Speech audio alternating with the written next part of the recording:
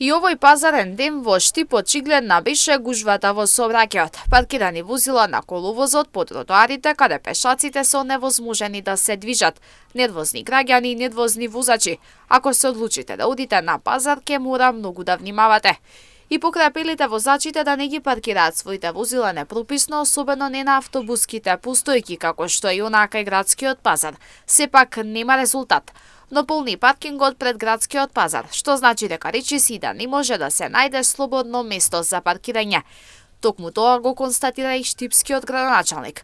Јорданов велиот и со новиот проект за реконструкција на пазарот ќе се прошири паркинг просторот, што ќе овозможи нови паркинг места за сите купувачи и продавачи. Се предвидува во наредните месеци да се прошири паркинг просторот за сите купувачи и за сите пазарџи кои што ќе го користат градскиот пазар, да се уреди исто така и сервисната улица наоколу и со тоа да се добие еден комплетно нов изглед на градскиот пазар. Во петок кај градскиот пазар често може да се забележат и униформирани полициски службеници кои се обидуваат да воспостават ред. Сепак за целосно решение потребна е поголема свест кај граѓаните и системско решение со поголем број паркинг места, како што и најави Јорданов.